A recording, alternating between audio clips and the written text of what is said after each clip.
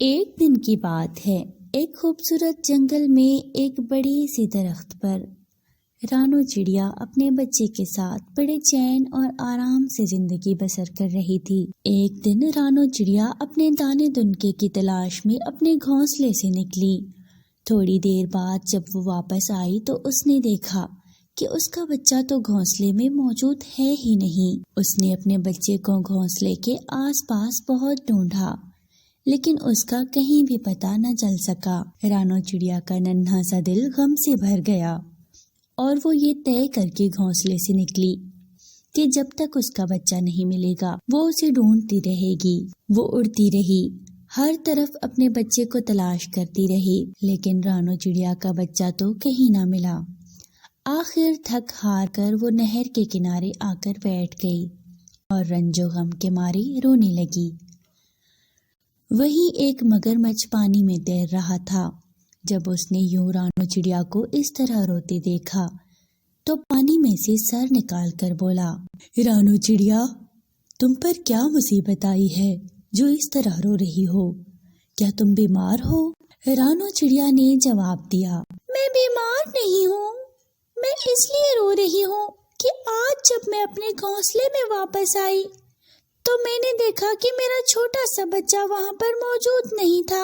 مجھے ڈر یہ ہے کہ وہ جنگل کی سیر کرنے کو نکل گیا ہوگا، اور چونکہ وہ ابھی بہت چھوٹا ہے اس لیے گم ہو گیا ہوگا۔ مگرمچھ نے جواب دیا، تمہارا فرض تھا کہ اس کی نگرانی کرتی۔ میں بھی تمہاری طرح اپنے بچوں والا ہوں اور میں سمجھتا ہوں کہ تمہیں اس وقت کتنا رنج ہوگا۔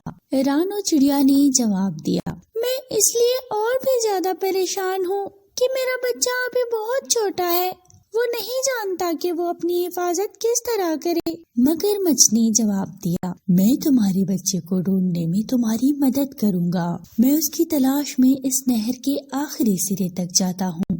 رانو چڑیا نے کہا، میں تمہاری اس مہربانی کا شکریہ ادا کرتی ہوں، لیکن وہ تو پرندہ ہے، پانی میں نہیں رہ سکتا۔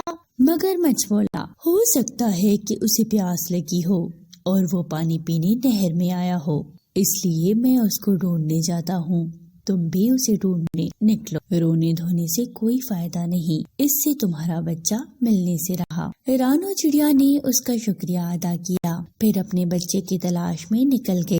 بڑی دیر تک وہ اسے ڈھونڈتی رہی، لیکن پھر بھی وہ نہ ملا تو تھک ہار کر ایک کھیت میں زمین پر بیٹھ گئی۔ اسے اپنا بچہ بہت یاد آ رہا تھا، اس کا دل بھر آیا اور وہ رونے لگی۔ ایک کوا جو کھیت میں بیٹھا دانا چگنے میں مصروف تھا، اسے دیکھ کر وہ اس کے پاس آیا اور پوچھنے لگا، کیا بات ہے، کیوں رو رہی ہو؟ اگر بھوکی ہو تو میں تمہیں اس کھیت میں لے چلتا ہوں، یہاں پر تمہارے کھانے پینے کے لیے بہت ساری چیزیں موجود ہیں۔ رانو چڑیا نے روتے ہوئے جواب دیا، میں بھوکی نہیں ہوں۔ کوا بولا، پھر کیا بات ہے، کیوں روتی ہو؟ رانو چڑیا نے کہا، میں اس لیے رو رہی ہوں کہ میرا پیارا سا چھوٹا سا بچہ کھو گیا ہے، صبح سے یہ وقت ہو گیا ہے، وہ مجھے نہیں ملا، میں نے ہر طرف اسے تلاش کر لیا ہے۔ کوا بولا، اگرچہ کھانے میں مصروف تھا لیکن اس نے رانو چڑیا کو تسلی دی اور کہنے لگا، رنجیدہ مت ہو، میں تمہارے بچے کو تلاش کرنے میں مدد کروں گا، جتنی تیزی سے میں اڑ سکتا ہوں اڑوں گا اور سارے جنگل میں اسے تلاش کروں گا۔ رانو چڑیا نے اس کا شکریہ ادا کیا اور وہاں سے اڑ گئی۔ کوا بھی رانو چڑیا کے بچے کو جنگل میں تلاش کرنے کے لیے روانہ ہو گیا۔ اب رات کی سیاہ چادر آہستہ آہستہ پھیلتی جا رہی تھی۔ تھکی ہاری غم زدہ رانو چڑیا ناچار اپنے گھونسلے کا رخ کرتی ہے۔ جب وہ گھونسلے میں پہنچتی ہے تو خوشی سے چلا اٹھتی ہے، میرے بچے! اس کا ننھا سا بچہ گھونسلے میں بیٹھا ہوا تھا۔ رانو چڑیا کی آنکھوں سے آنسو جاری ہو گئے، مگر یہ خوشی کے آنسو تھے۔ اس نے اپنے بچے سے پوچھا، تم کہاں تھے؟ بچے نے جواب دیا، میں ذرا ادھر ادھر کی سیر کرنے کو گھونسلے سے نکل گیا تھا، لیکن جب واپس آیا تو اپنا راستہ ہی بھول چکا تھا، پھر رانو چڑیا نے اس سے پوچھا تو پھر تم یہاں تک کیسے پہنچے؟ بچی نے جواب دیا مجھے راستہ تو یاد نہیں تھا، بس اندر سے کسی نے میری رہنمائی کی اور مجھے یہاں پہنچا دیا۔